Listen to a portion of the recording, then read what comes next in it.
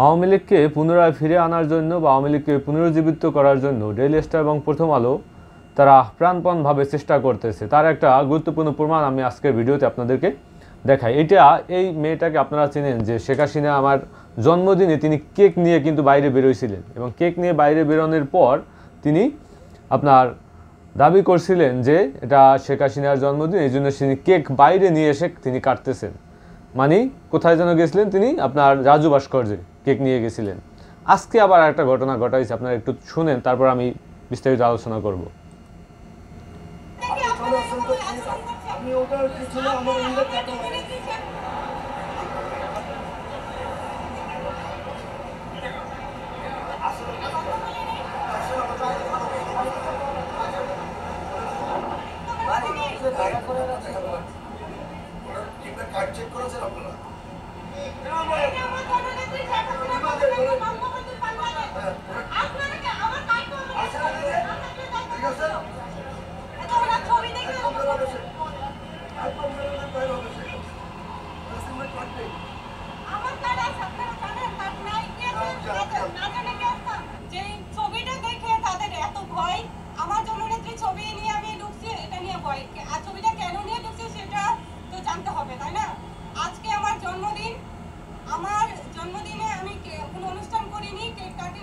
This is my point. আজকে তার জন্মদিন। আজকে তার জন্মদিন কিভাবে হইল?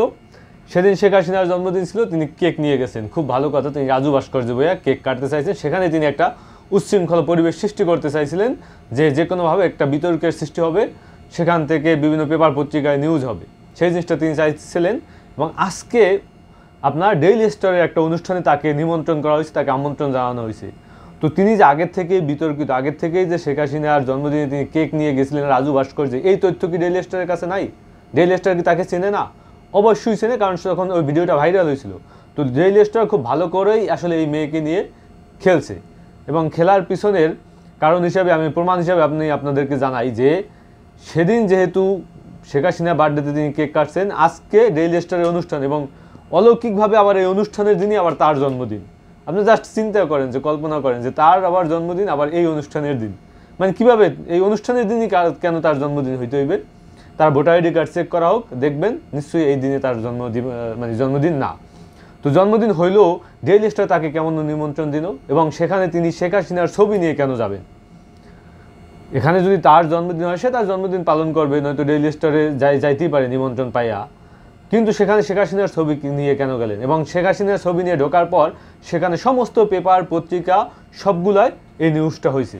তো ডেইলি স্টারের প্রোগ্রামে তিনি কিভাবে দাওয়াত পান, ডেইলি স্টারের প্রোগ্রামে তিনি কেন ছবি নিয়ে যান, এবং ডেইলি স্টারের প্রোগ্রামের দিনেই কেন তার জন্মদিন, এই 3-4টা বিষয় যদি আপনাদের ইনভেস্টিগেশন করা হয়, অতি দ্রুতই আসলে এই ষড়যন্ত্রের শিকড়ে কারা, বা কারা এই নারীকে নিয়ে, কারা এই মহিলাকে নিয়ে পিছন থেকে খেলছে, কারা তাকে এই কাজে আপনার সহযোগিতা করতেছে, এই তথ্য বেরিয়ে আসবে। এবং তাকে যদি এখন কোনো রকমের যদি কোনো জায়গায় আপনার যদি এই ধরনের কথাবার্তা বলে, এই ধরনের করার চেষ্টা করে, তখন কিন্তু সাধারণ জনগণ ক্ষেপবে, এবং সাধারণ জনগণ ক্ষেপে তার উপর আক্রমণ করলে তারপর কি এটাকে পেপার পত্রিকায় খুব বড় করে হেডলাইন করা যাবে, দেখানো যাবে। তো এভাবেই আসলে ডেইলি স্টার, প্রথম আলো, এরা এখন এভাবে প্রতিনিধিত্ব করে, আসলে দীর্ঘদিন যাবৎ করে আসছে, সেটা তারা চলমান রাখতেছে। কিন্তু আমরা পাবলিক, আমরা বাঙালি, আমরা বুঝতে পারতেছি না যে ভেতর থেকে কে খেলতেছে বা কিভাবে খেলতেছে, বা এরা কীভাবে খেলে। তো সেই জায়গা থেকে আমাদেরকে জাস্ট বাইরে থেকে বোঝানোর জন্য, ধোকা দেওয়ার জন্য তাকে বের করে দেয়, তাকে নিয়ে নিউজ করে, কত রকমের নাটক তাকে নিয়ে করে।